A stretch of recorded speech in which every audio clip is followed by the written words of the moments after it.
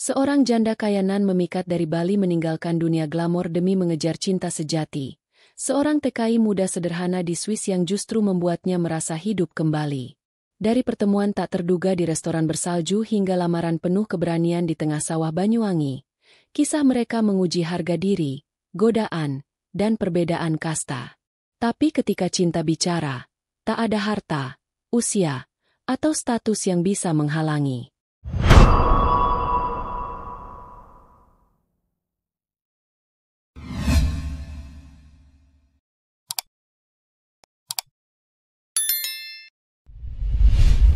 Halo, selamat datang di pelukan cerita yang mungkin akan membuat hati kalian bergetar, dan dada kalian sesak karena rindu yang belum sempat tersampaikan.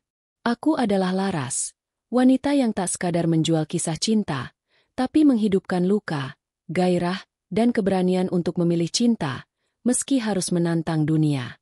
Semoga setiap kata yang kalian dengar di sini menjadi obat bagi hati yang pernah tersakiti, pelukan untuk jiwa yang sepi, dan doa agar kalian pun menemukan cinta yang tak mengenal kasta. Kalau kalian suka dengan kisah Janda Elit malam ini, jangan lupa untuk subscribe, like, share dan tuliskan di komentar dari daerah mana kalian menonton, dan bagian mana dari kisah ini yang paling menggoda emosi kalian? Karena siapa tahu, cerita berikutnya justru akan mengangkat kisah kalian sendiri. Selamat menikmati dan hati-hati jatuh cinta. Malam itu, angin ubud bertiup lembut membelai kulit, menggoda aroma melati yang menghiasi pelataran villa mewah tempat gala amal berlangsung. Larasati Dewi Anindya melangkah masuk, seperti Dewi turun dari kayangan. Gaun hitam bludru membalut lekuk tubuhnya dengan sempurna, memperlihatkan pundak indah dan punggung mulus yang memantulkan cahaya lilin. Leher jenjangnya dihiasi kalung mutiara warisan suaminya, kini menjadi simbol kekuatan seorang janda yang tak lagi bersandar pada nama lelaki. Tatapannya tenang namun menghipnotis. Senyumannya menyimpan rahasia dan luka, membuat setiap pria yang berani menatapnya lebih dari 5 detik terdiam, seolah terseret dalam pesona yang memabukkan. Saat ia melangkah menuju panggung untuk memberikan sambutan, semua mata, pria dan wanita, terkunci padanya. Ia bukan hanya indah, tapi memancarkan kendali. Seolah seluruh ruangan tunduk padanya malam itu. Setelah acara usai, Larasati duduk sendiri di balkon lantai atas villa, menatap bintang. Ada kosong yang tidak mampu diisi gemerlap dunia. Ia meraih segelas anggur, lalu berbisik pada dirinya sendiri. Bali terlalu sunyi untuk seorang wanita seperti aku. Aku ingin tersesat di tempat yang tidak mengenalku. Aku ingin tersesat di tempat yang tidak mengenalku. Kalimat itu menggema dalam pikirannya sepanjang malam, hingga akhirnya sebuah undangan istimewa datang padanya, ke negeri yang putih oleh salju, tempat pria yang tak pernah ia bayangkan sedang menunggu, Swiss. Sementara itu di pegunungan Alpen, salju jatuh lembut membungkus kota kecil tempat sebuah resor mewah berdiri. Di dapur restoran, tangan Fikri Ramadan lincah mengiris bawang dan cabai merah. Wangi rendang yang dimasaknya menyebar, memikat selera tamu-tamu asing yang mencicipi masakan Indonesia untuk pertama kali. Ia tak sadar, masakannya adalah jembatan menuju takdir yang belum terungkap. Fikri bukan pria biasa. Di balik seragam dapur dan logat Jawanya, tersembunyi pria berjiwa lembut yang menyimpan luka panjang. Ia pergi ke Swiss bukan hanya demi uang, tapi untuk melupakan masa lalu yang menyesakan, cinta yang dikhianati, harapan yang dikubur. Namun, rasa cinta tak bisa dihindari bila datang dengan aroma yang lain, lebih matang, lebih panas, dan datang dari arah yang tak ia duga. Sore itu, manajer resor menyodorkan daftar tamu istimewa. Matanya terpaku pada satu nama. Larasati Dewi Anindya, speaker utama event seni Asia Eropa. Ia tidak tahu mengapa jantungnya berdetak lebih cepat membaca nama itu. Ia tidak tahu mengapa jantungnya berdetak lebih cepat membaca nama itu. Tapi alam seolah tahu. Malam nanti, takdir akan mempertemukan dua dunia yang berbeda di satu ruang makan penuh cahaya lilin. Larasati duduk sendiri di pojok restoran. Tubuhnya berselimut mantel wol krem, namun sensualitasnya menembus kain. Tangannya yang lentik menggenggam anggur putih. Jemarinya bergerak halus setiap kali menyentuh gelas. Saat Fikri keluar dari dapur membawa hidangan, matanya langsung menangkap sosok itu, dan ia tercekat. Wanita itu bukan seperti yang ia bayangkan. Ia bukan hanya cantik, tapi memabukkan. Fikri berusaha menahan gemetar saat menyajikan makanan di hadapan Larasati. "Silakan, Bu," katanya kaku. Tapi Larasati hanya tersenyum kecil, sorot matanya seperti menggoda. "Kau orang Indonesia?" tanyanya dengan suara rendah yang dalam. Nada bicaranya bukan bertanya, tapi memancing. "Dari Banyuwangi," jawab Fikri cepat. Ia bisa mencium aroma parfumnya. Bunga tuberose yang hangat. Napasnya menjadi tak teratur. Larasati mengangkat alis.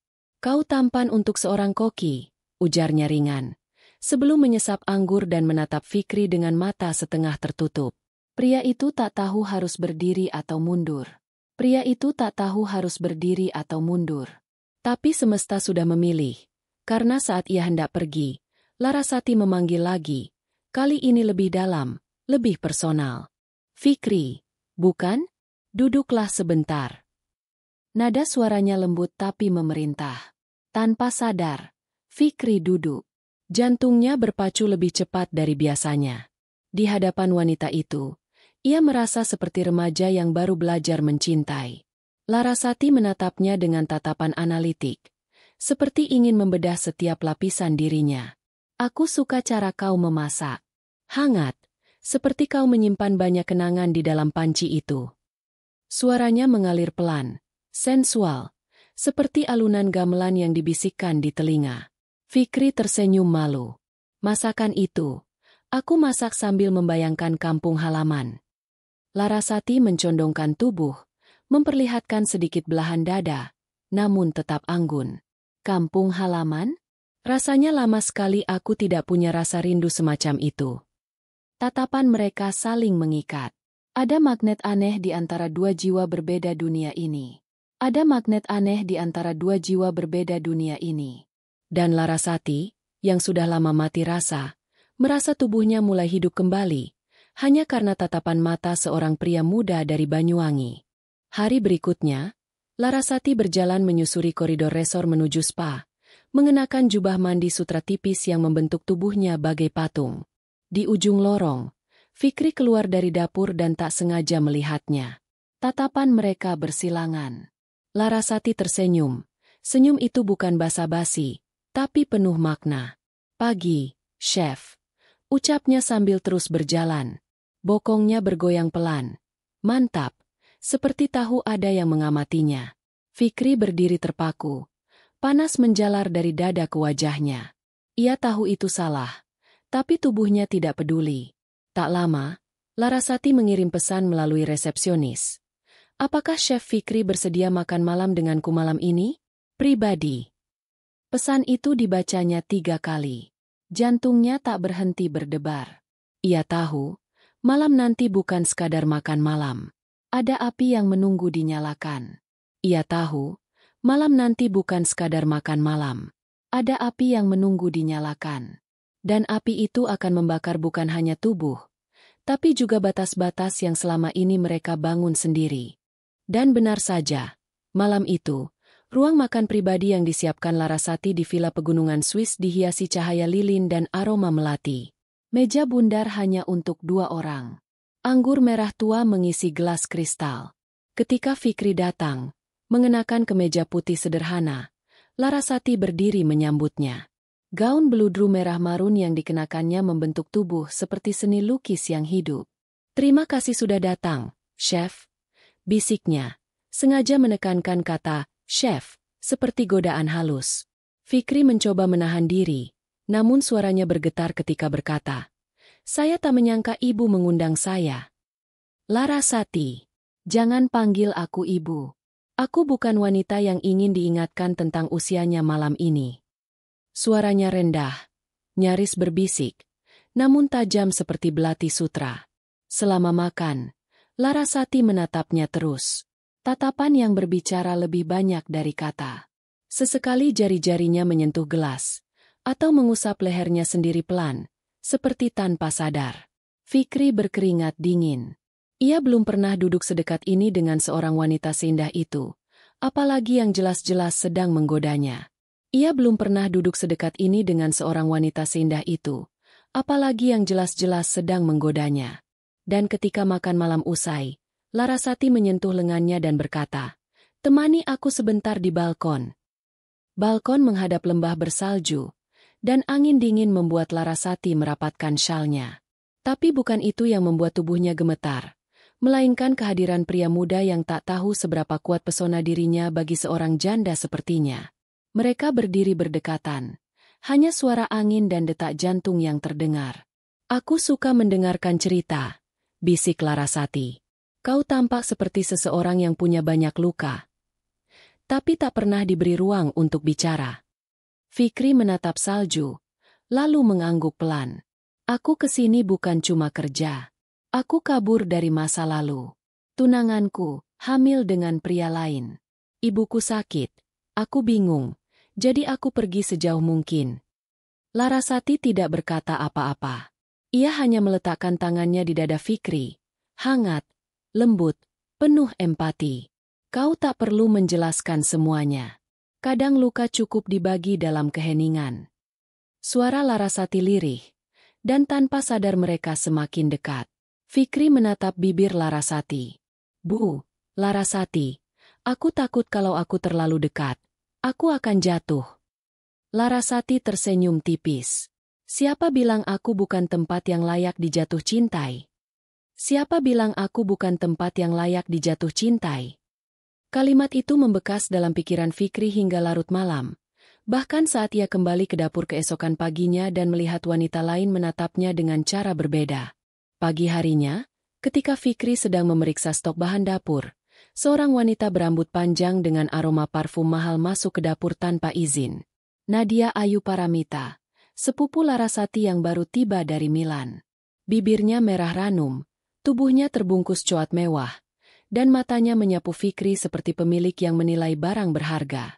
"Kau Fikri ya?" tanyanya. Suara manja namun berbahaya. "Aku Nadia, sepupunya Larasati. Tapi jangan khawatir, aku lebih menyenangkan dari dia." Fikri langsung tahu, wanita ini bukan tipe yang bisa dianggap enteng. Tatapannya menusuk, seperti ingin menguliti siapa dirimu tanpa menyentuh. "Kudengar kau makan malam berdua dengan Larasati." Nadia mencondongkan tubuhnya. Dadanya hampir menyentuh dada Fikri. "Kau pikir dia benar-benar ingin makan malam?" "Larasati hanya butuh mainan baru. Kau bisa main lebih baik dengan wanita seusiamu." Fikri mengerutkan alis. "Maaf, saya tidak biasa dicampuri urusan pribadi," ucapnya pelan tapi tegas. Tapi Nadia tertawa manja, lalu menyelipkan nomor telepon di saku dada Fikri. "Kalau kau bosan jadi mainan tante-tante, hubungi aku. Kalau kau bosan jadi mainan tante-tante, hubungi aku." Kalimat itu mengganggu pikirannya sepanjang hari, terutama saat ia bertemu lagi dengan Larasati malamnya, dan melihat perubahan di sorot mata wanita itu. Larasati berdiri di depan jendela kamar hotel, memandang cahaya kota di kejauhan. Saat Fikri datang membawakan bunga Edelweiss kecil yang dipetiknya sendiri, ia tersenyum, tapi hanya sebentar. "Aku dengar Nadia menemuimu di dapur," tanyanya datar. Fikri mengangguk. Dia hanya terlalu ramah. Larasati menoleh, menatap tajam. Dia bukan tipe wanita yang hanya sekadar ramah, Fikri. Ia berjalan mendekat, lalu mengambil bunga itu dari tangan Fikri, mencium aromanya, kemudian menekannya ke dada Fikri dengan perlahan. "Jangan buat aku terlihat seperti wanita tua yang bersaing dengan gadis yang belum kenyang kehidupan." Fikri terkejut. "Larasati, kau luar biasa. Aku bahkan belum bisa berhenti memikirkanmu sejak pertama kali lihat kau makan. Bahkan cara kau pegang garpu pun sensual." Ucapan itu meluluhkan Larasati. Ia tertawa kecil, menggoda. "Benarkah?" Ia mendekat. Kini hidung mereka hampir bersentuhan. "Lalu mengapa kau masih menjaga jarak?" Fikri menahan napas. "Karena kau seperti api. Cantik, tapi aku takut terbakar." "Karena kau seperti api. Cantik, tapi aku takut terbakar." Dan saat Larasati menyentuh bibirnya ke pipi Fikri, Hanya sepersekian detik, api itu mulai menyala. Malam itu, Fikri tidak bisa tidur. Ia keluar dari kamarnya dan berjalan menuju danau beku di belakang villa. Ia butuh udara. Butuh menjernihkan pikiran. Tapi saat ia sampai di dermaga kayu, ia terkejut mendapati Larasati sudah duduk di sana, hanya dibalut jaket panjang wol dan botol anggur di tangan. Kau tahu, saat aku bersamamu, aku merasa muda kembali. Tapi saat kau menjauh, aku merasa tua dan dilupakan. Suaranya pelan, penuh luka yang belum sembuh. Fikri duduk di sampingnya. Aku tidak menjauh. Aku hanya takut. Kita dari dunia yang berbeda. Larasati. Aku bukan pria yang layak berdiri di sisimu. Larasati menoleh, lalu tanpa peringatan, menciumnya, lembut, pelan, penuh rasa. Ciuman yang tak meminta izin, tapi memberi kejelasan. Lupakan layak atau tidak. Aku ingin malam ini hanya kita. Salju terus jatuh di sekitar mereka. Tapi tubuh mereka hangat, nyaris terbakar. Bukan karena nafsu, tapi karena rasa, yang selama ini hanya dipendam. Ciuman itu bukan awal dari tubuh yang bersatu, tapi jiwa yang mulai tak ingin terpisah. Ciuman itu bukan awal dari tubuh yang bersatu, tapi jiwa yang mulai tak ingin terpisah. Dan malam itu, mereka tahu, sesuatu telah dimulai, yang takkan pernah kembali seperti semula. Dan malam itu, keduanya kembali ke balkon kamar Larasati. Cahaya lampu temaram menyinari wajah Fikri yang sedikit gugup namun tetap menatap mata Larasati dengan keberanian baru. Angin berhembus pelan, namun tubuh mereka semakin rapat. Larasati menyentuh pipi Fikri dengan punggung tangan. Kau tahu, tak banyak pria yang bisa membuat aku ingin disentuh kembali. Fikri meraih tangan itu, mencium ujung jarinya. Dan aku tak pernah menyentuh wanita yang membuatku ingin berhenti menyentuh yang lain. Ciuman kali ini lebih dalam. Bukan hanya kelembutan bibir, tapi juga tarikan emosi yang menumpuk sejak malam pertama. Tangan Fikri menyentuh pinggang Larasati, memeluknya. Tubuh wanita itu hangat, bergetar, dan mengeluarkan aroma tubuh dewasa yang membuat Fikri nyaris kehilangan kendali. Tapi Larasati memegang lehernya, menghentikan pergerakan itu dengan lirih. Belum malam ini, Fikri. Aku ingin kau menyentuh jiwaku dulu sebelum tubuhku. Fikri menunduk, mengangguk. Ia mencintainya, meski belum sepenuhnya ia sadari. Belum malam ini, Fikri. Aku ingin kau menyentuh jiwaku dulu sebelum tubuhku. Dan kalimat itu mengukir batas yang jelas, bukan penolakan, tapi tantangan. Esok siangnya, saat Larasati sedang duduk membaca buku di lounge, seorang pria tinggi berambut perak menghampirinya. Prancis-Swiss, aroma kolon kayu dan senyuman tipis khas Eropa. Dialah Matteo Blanc, pemilik resor. Pria itu menatapnya dengan cara berbeda dari pria-pria sebelumnya. Lebih percaya diri, lebih tajam. Larasati, sapanya, suara dalam dan santai. Kau terlihat seperti lukisan mahal yang tersesat di dinding hotelku. Larasati tersenyum, tapi tak langsung merespons. Matteo duduk di sampingnya, terlalu dekat, tapi tidak berlebihan. Aku dengar kau membuat salah satu staf dapurku jatuh cinta dalam seminggu. Kau selalu sekuat itu. Cinta. Larasati mengangkat alis. Itu bukan sesuatu yang aku rencanakan, Matteo. Tapi kau menikmatinya. Mata mereka saling bertemu. Ada tantangan di sana. Matteo mengeluarkan undangan pesta pribadi di villa pegunungannya. Datanglah malam ini. Aku ingin menunjukkan padamu, seperti apa kehidupan yang seharusnya dijalani wanita sepertimu. Aku ingin menunjukkan padamu, seperti apa kehidupan yang seharusnya dijalani wanita sepertimu. Dan ajakan itu mengganggu Larasati lebih dari yang ia harapkan, membuat pikirannya terbelah dua. Keesokan paginya, Fikri datang ke kamar Larasati. Wajahnya muram, tatapannya penuh keraguan. Aku dengar kau pergi ke pesta Matteo tadi malam. Larasati terdiam. Aku hanya ingin tahu, apa yang sebenarnya aku cari. Fikri menatap keluar jendela. Mungkin aku terlalu naif. Mungkin aku hanya seseorang yang datang di waktu yang salah. Larasati berdiri, menatapnya dengan tajam. Fikri, jika kau percaya itu, maka kau memang bukan pria yang bisa berdiri di sisiku. Fikri tersentak.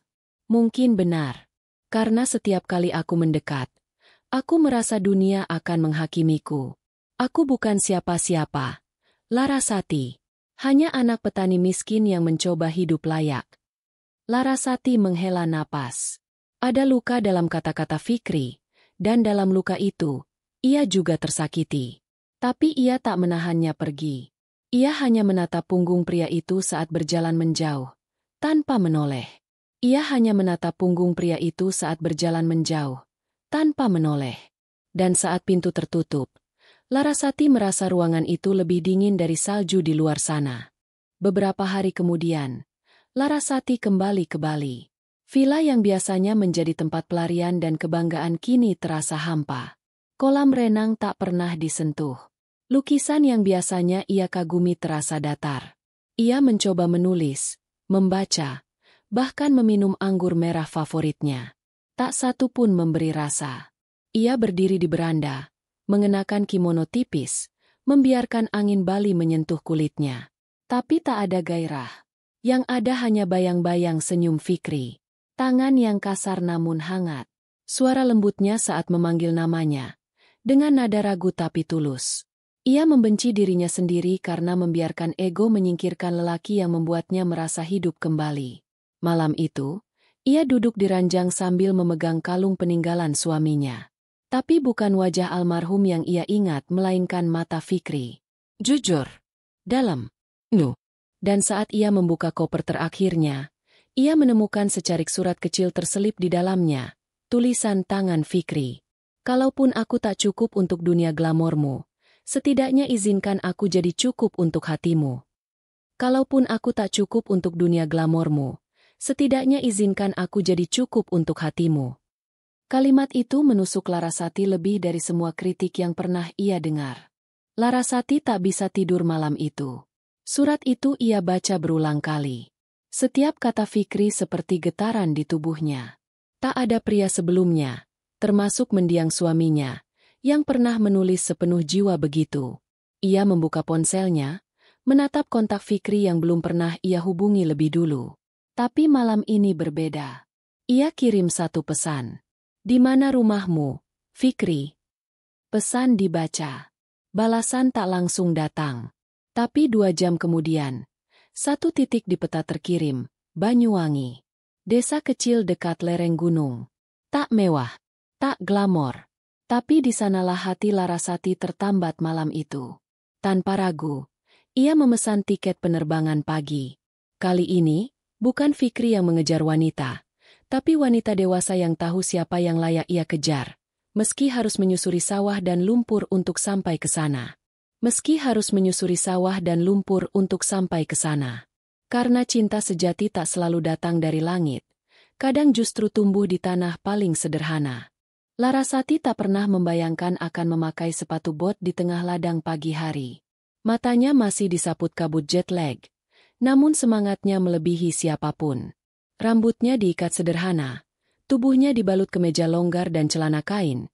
Tapi tetap memancarkan pesona perempuan matang yang tahu persis apa yang ia mau. Saat mobil yang ia sewa berhenti di jalan setapak, seorang anak kecil menunjuk ke arah rumah panggung sederhana di ujung pematang sawah. Itu rumahnya Mas Fikri, Mbak. Tapi biasanya dia di warung ibunya sekarang. Larasati berjalan. Setiap langkahnya melewati lumpur dan semak kecil adalah satu helaan napas panjang penuh keberanian. Bukan hanya untuk mencari Fikri, tetapi untuk menemukan bagian jiwanya yang ia tinggalkan di Swiss. Dan saat ia melihat pria itu dari kejauhan, sedang mengangkat galon air di warung kecil beratap seng, jantungnya berdetak seperti pertama kali lagi. Dan saat ia melihat pria itu dari kejauhan, sedang mengangkat galon air di warung kecil beratap seng, jantungnya berdetak seperti pertama kali lagi. Tapi tak ada senyum menyambutnya. Hanya tatapan penuh tanya dari pria yang merasa sudah ditinggalkan. Fikri menurunkan galon itu perlahan. Tubuhnya menegang melihat Larasati berjalan mendekat. Ia mengenakan sandal jepit. Wajahnya tanpa make up, tapi Fikri tahu, wanita itu datang bukan dengan tubuh, tapi dengan hati yang memberanikan diri. "Kenapa kau kesini?" tanyanya pelan, nyaris berbisik. Larasati berdiri di hadapannya. Hanya satu langkah memisahkan mereka. "Karena aku tak bisa lagi tidur tanpa mengingat bibirmu dan kalimatmu." Fikri menunduk, menahan emosi. "Kau wanita kaya, Larasati. Dunia kita terlalu jauh. Tapi kau satu-satunya pria yang membuat aku ingin menyerahkan dunia itu. Kalau kau izinkan." Ibu Fikri keluar dari warung, kaget melihat perempuan asing berdiri di depan anaknya. Tapi Larasati justru menyapa ramah, mencium tangan sang ibu. "Namaku Larasati. Aku mencintai anak ibu." Fikri memejamkan mata, bingung antara bahagia dan takut. Karena cinta seperti ini, terlalu besar untuk orang kecil sepertinya. Karena cinta seperti ini, terlalu besar untuk orang kecil sepertinya. Namun, Larasati sudah memutuskan bahwa besarnya cinta bukan ditentukan oleh siapa, tapi bagaimana. Sore itu, langit Banyuwangi berwarna keemasan. Di tepi sawah yang sunyi, Larasati dan Fikri berdiri menghadap satu sama lain. "Aku tidak datang ke sini karena ingin menolongmu," ujar Larasati. "Aku datang karena ingin hidup bersamamu. Dalam sederhanamu, aku merasa cukup." Fikri menatap wanita di hadapannya. Ia bukan Larasati sang janda sosialita. Bukan pebisnis elegan. Tapi seorang perempuan yang merelakan segalanya hanya untuk mencintai. "Kau mau hidup di sini?" tanya Fikri, suaranya parau. "Jika itu bersamamu, iya. Bahkan kalau harus tidur di lantai bambu dan mandi air sumur." Larasati menggenggam tangan Fikri, lalu menatap mata prianya dalam-dalam. "Menikahlah denganku, Fikri." Suasana hening. Angin berhenti. Dunia seolah diam. Fikri melepaskan genggaman itu pelan, lalu berkata, "Aku cinta padamu. Tapi aku tak bisa jadi pria yang kau banggakan di depan dunia. Aku cinta padamu. Tapi aku tak bisa jadi pria yang kau banggakan di depan dunia." Kalimat itu menghantam Larasati. Tapi ia tidak goyah. Justru ia menatap Fikri lebih dalam lagi, dengan mata yang kini berkaca-kaca. "Kau tahu," katanya sambil membuka dompet kecil di tangannya. "Orang bilang cinta wanita seperti aku harus dibayar mahal. Maka, inilah maharku untukmu." Ia mengeluarkan surat kepemilikan satu unit villa di Ubud, diserahkan bukan sebagai pamer, tapi simbol bahwa ia tidak meminta apa-apa kecuali kebersamaan. "Villa ini akan atas nama kita berdua. Bukan karena aku ingin menunjukkan kekayaan. Tapi karena aku ingin dunia tahu, aku menikah karena cinta. Dan kau adalah pilihan hatiku, bukan nasib." Fikri memandang surat itu lama. Ia gemetar. Tapi bukan karena nilainya. Karena untuk pertama kalinya, ia merasa dicintai setara oleh wanita yang segalanya. Karena untuk pertama kalinya, ia merasa dicintai setara oleh wanita yang segalanya. Dan malam itu, ia menangis di pelukan Larasati. Tanpa malu, tanpa gengsi, hanya air mata lelaki yang akhirnya merasa cukup. Keesokan harinya, kabar tentang janda kaya dari Bali yang membawa mahar villa menyebar cepat di desa. Warga mulai berbisik, mencibir. Sebagian menganggap Fikri beruntung, sebagian menganggap ia mempermalukan keluarga. "Fikri, kau itu laki-laki. Masa kau diterima nikah hanya karena mahar perempuan?" Komentar pedas datang dari tetangga, bahkan beberapa saudara jauh. Fikri hanya menunduk. Tapi Larasati berdiri di tengah warga dengan tenang. Ia tak takut. Ia tersenyum.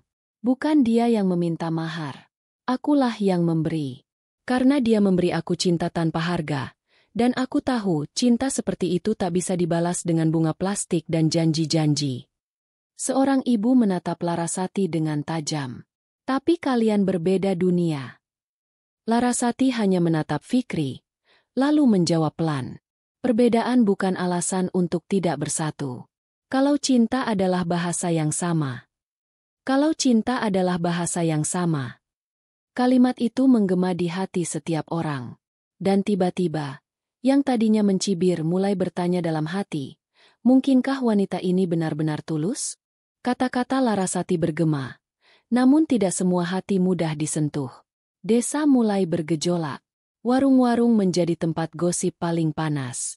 Janda itu pasti punya maksud tersembunyi. Pasti Fikri mau hartanya. Cinta? Ah, jangan bodoh. Ibu Fikri bahkan mulai goyah. Malam itu, ia berbicara perlahan, dengan air mata yang tak bisa disembunyikan. Fikri, ibu bangga padamu.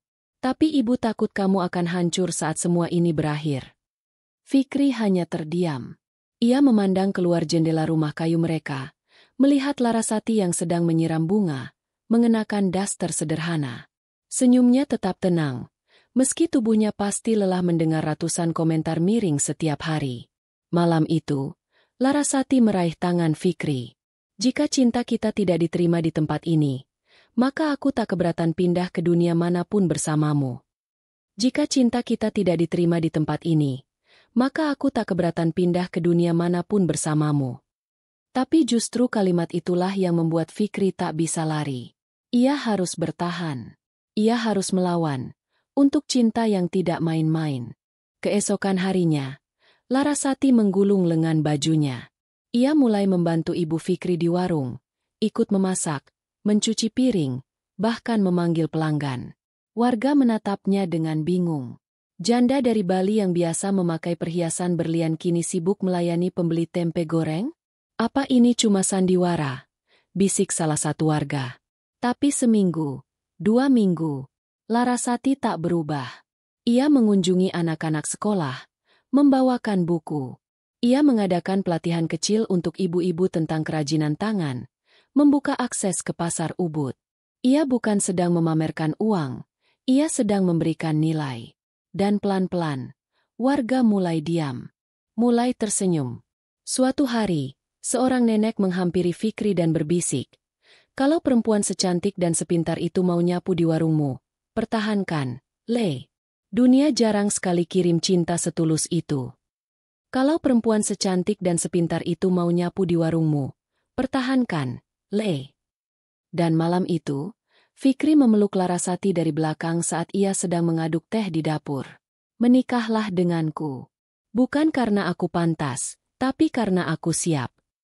Berita rencana pernikahan Larasati dan Fikri tersebar hingga keluar desa.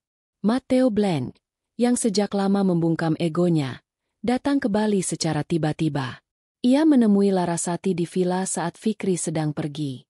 "Kau masih bisa memilih, Lara. Aku punya dunia yang bisa kau isi, perusahaan, kemewahan, panggung internasional. Kau tak harus hidup dengan lumpur dan suara kodok malam." Larasati berdiri, mengenakan kain Bali dan kemben sederhana. "Aku tidak hidup dalam lumpur. Aku hidup dalam cinta, Matteo." Di tempat berbeda, Nadia muncul tanpa diundang ke pesta kecil pra-pernikahan. Gaunnya berkilau, tubuhnya menggoda, bibir merah merekah. Ia menyapa Fikri dengan sentuhan di dada. "Kau yakin memilih wanita tua itu? Satu kata dariku, dan kau bisa ada di Jakarta malam ini dengan mobil sport dan apartemen." Fikri hanya memandangnya sebentar, lalu berkata, "Aku sudah mencium Larasati." Dan di ciumannya, tak ada aroma nafsu. Hanya rasa pulang. "Aku sudah mencium Larasati." Dan di ciumannya, tak ada aroma nafsu. Hanya rasa pulang. Nadia terdiam. Ia kalah. Matteo pun pulang dengan dada kosong. Karena cinta sejati tidak bisa dibeli, tidak bisa dirayu. Ia hanya bisa dimenangkan dengan keberanian memilih. Langit Bali sore itu dilukis warna oranye keemasan. Di tepi danau berhiaskan bunga Kamboja dan janur melengkung. Larasati berjalan pelan di atas tikar anyaman menuju panggung pelaminan bambu. Tubuhnya dibalut kebaya kutu baru putih gading. Anggun. Mempesona. Mata semua tamu berkaca-kaca. Fikri berdiri menunggu di ujung altar, mengenakan beskap coklat tanah. Wajahnya bersinar. Bukan karena make-up, tapi karena akhirnya, cinta yang ia simpan dalam diam kini berdiri di hadapannya, mengulurkan tangan tanpa ragu. Ketika suara gamelan mengalun pelan, Mereka mengucap janji. Tanpa pameran. Tanpa pesta mewah. Tapi di hadapan langit, bumi, dan cinta itu sendiri. Aku tak membawa mahkota untukmu, Larasati. Tapi aku berjanji jadi tanah yang siap kau pijak saat kau lelah berdiri. Dan Larasati membalas dengan suara bergetar. Dan aku tak akan menginjak tanah itu dengan sombong. Karena aku tahu, itu adalah cintamu yang paling murni. Karena aku tahu, itu adalah cintamu yang paling murni. Dan saat bunga melati jatuh dari rambutnya ke pundak Fikri, dunia berhenti sejenak untuk menyaksikan penyatuan dua jiwa yang menang. Setahun kemudian, di tengah sawah yang dulu menyaksikan keraguan, kini berdiri sebuah bangunan sederhana, Yayasan Laras Fikri, sebuah rumah belajar untuk anak-anak TKI dan petani, lengkap dengan dapur, perpustakaan, dan panggung seni kecil. Larasati kini mengandung anak pertama mereka. Tubuhnya tetap anggun, suaranya tetap menggoda, namun hatinya lebih tenang dari sebelumnya. Fikri menyuapinya sarapan sambil sesekali mencium tangan istrinya. Pernahkah kau bayangkan hidup seperti ini? Larasati tertawa. Tidak, tapi ini jauh lebih indah dari semua pesta mewah yang pernah aku hadiri. Di luar, anak-anak bernyanyi lagu daerah. Matahari menyinari ladang. Warung Ibu Fikri kini ramai dikunjungi wisatawan yang penasaran dengan kisah janda Bali dan koki Banyuwangi. Sebuah film dokumenter bahkan dibuat tentang kisah mereka. Cinta yang menabrak kasta, tapi menumbuhkan masa depan. Karena cinta, ketika tulus bukan hanya menyatukan dua tubuh, tapi menyuburkan seluruh tanah tempat ia ditanam. Dan begitulah, cinta yang lahir dari mata, diuji oleh logika, akhirnya menang karena keberanian dua hati yang menolak tunduk pada dunia. Siapa sangka janda kaya dari Bali dan TKI sederhana dari Banyuwangi mampu merobohkan tembok perbedaan hanya dengan keyakinan dan rasa? Karena pada akhirnya bukan harta, bukan status, bukan usia yang membuat cinta jadi utuh, tapi keberanian untuk memilih seseorang yang membuatmu merasa pulang. Untuk kalian yang malam ini ikut hanyut bersama Larasati dan Fikri, semoga kalian pun diberi cinta yang tidak sekadar memeluk tubuh, tapi juga jiwa. Cinta yang berani, cinta yang melawan, cinta yang menyembuhkan. Kalau kisah ini menyentuh bagian hati kalian yang paling sunyi, bantu sebarkan rasa ini ke lebih banyak hati. Jangan lupa like, subscribe, share dan tulis komentar dari mana kalian menonton, dan bagian mana yang paling menyentuh atau paling membakar gairah kalian. Karena disinilah, di Janda Elit, cinta bukan sekadar cerita, tapi candu yang tak akan kalian lupa. Sampai jumpa di kisah berikutnya. Dan ingat kadang, cinta terbaik datang dari arah yang paling tak kalian sangka. Salam hangat dan penuh rasa. Dari Laras untuk kalian semua.